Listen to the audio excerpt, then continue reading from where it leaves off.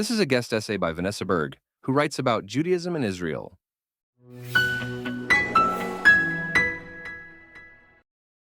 For Israelis, the most unsettling part of international diplomacy is often not what is known, but what is unknown.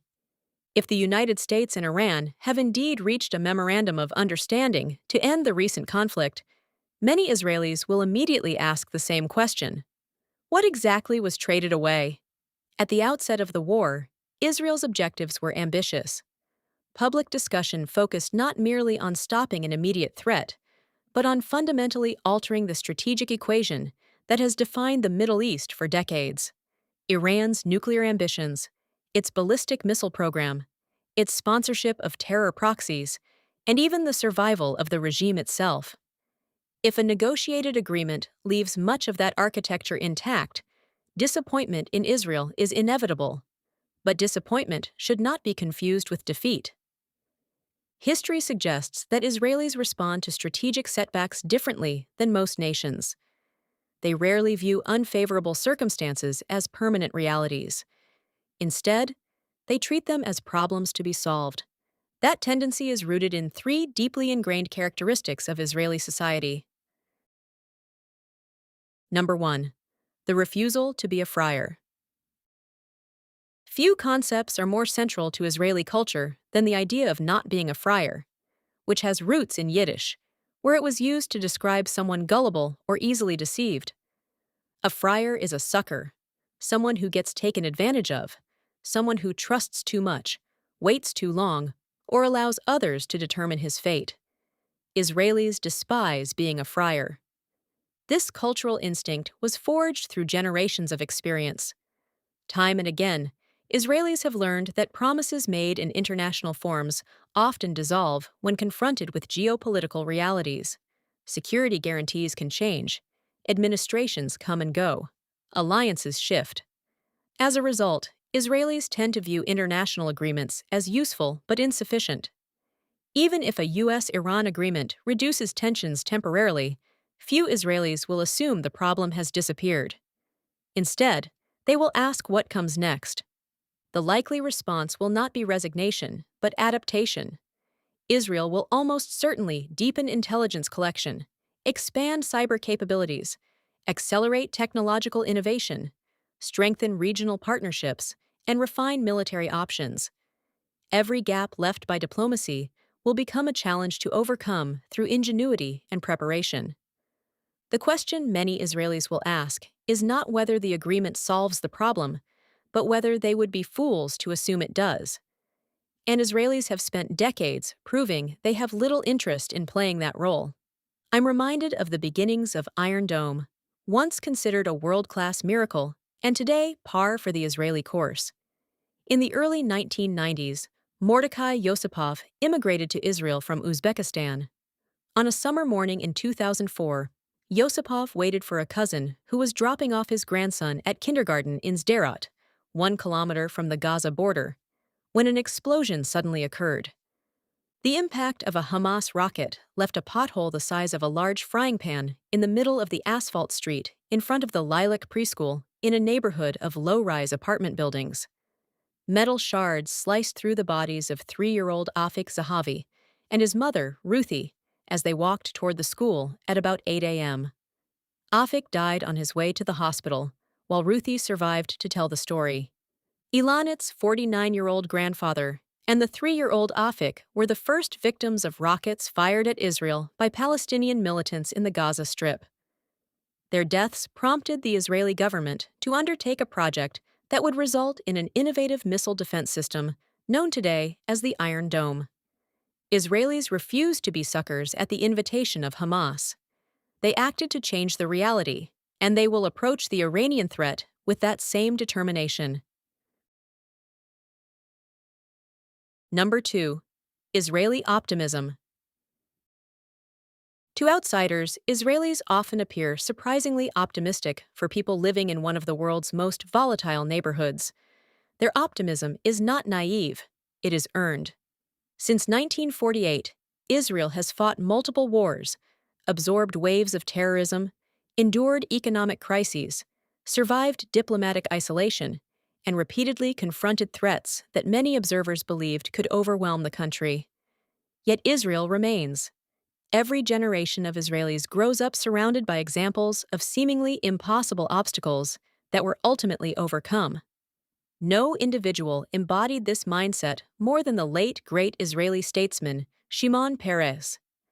In his book, No Room for Small Dreams, Peres described Israeli optimism not as wishful thinking, but as a practical framework for confronting reality. He identified three essential ingredients: creative thinking, courage to take responsibility, and determination. Israel was born through unconventional solutions to unconventional problems. The country's founders inherited swamps, deserts, scarce resources, hostile neighbors, and almost no margin for error. Conventional thinking was a luxury they could not afford. When malaria-infested swamps threatened early settlements, pioneers imported eucalyptus trees from Australia to absorb excess water. Even the famous Israeli concept of balagan, a perpetual state of disorder, often serves as an incubator for creativity. In a society where structure is frequently imperfect, people learn to improvise, adapt, and invent. If a diplomatic agreement creates new constraints, Israelis will not simply accept those constraints. They will begin searching for unconventional ways around them. That has always been their instinct. Israeli culture often assumes that if something needs to be done, someone must step forward and do it. This tendency can be seen throughout Israeli society. It is visible in the startup ecosystem, which consistently ranks among the world's most innovative. It is visible in the military, where junior personnel are expected to exercise initiative rather than blindly follow procedure. It is visible in youth movements such as the Israeli Scouts, where young people are given unusually high levels of responsibility from an early age. The result is a culture that rarely waits for perfect conditions. Israelis may complain, they may argue endlessly, they may disagree about strategy, but when confronted with a challenge, they generally assume that responsibility ultimately rests with them. Few stories better capture Israeli persistence than Peres' efforts to secure what would become the foundation of Israel's nuclear program. In 1956, while serving as Director General of Israel's Ministry of Defense, Peres helped coordinate the Sinai campaign. During meetings with French officials, he seized an opportunity that most would have considered impossible, persuading France to help Israel establish a nuclear energy program. To his surprise, the French agreed. But turning that agreement into reality proved far more difficult. The proposal faced opposition from Israeli leaders, concerns from the United States, and intense scrutiny from the Soviet Union. Then, just as a final agreement was within reach in September 1957, the French government began collapsing. After years of negotiations, all that remained was the approval of France's political leadership. Peres rushed from office to office, persuading skeptical officials and scrambling to secure the necessary signatures before the government fell. As the crisis deepened, even David Ben-Gurion concluded that Peres' mission was likely for naught. He was wrong. Peres managed to secure the outgoing prime minister's approval at the very last moment. Although the government had effectively fallen, the agreement was purposefully signed and dated the day before its collapse, clearing the way for French assistance. With that signature, the seed of Israel's nuclear program was planted. Years later, Peres reflected on the episode with characteristic pragmatism, saying, "This date or that, what does it matter? Of what significance is that between friends?" And number 3, a blessing in disguise. There is another possibility that many Israelis will quietly recognize. If the agreement proves disappointing, it may ultimately strengthen Israel's strategic independence. For decades, Israel has enjoyed extraordinary support from the United States. That partnership remains invaluable. But recent events have reinforced a lesson many Israelis already understood. Allies have interests, not obligations. American administrations change. American priorities change. American voters change. And American foreign policy changes with them. Israel's long-term security, therefore cannot rest exclusively on the assumption that Washington will always share Jerusalem's threat perceptions or strategic timetable. A disappointing agreement could accelerate efforts to diversify Israel's relationships around the world, deepen regional partnerships, expand independent capabilities, and reduce reliance on any single foreign actor. History suggests that periods of strategic discomfort often force nations to become stronger.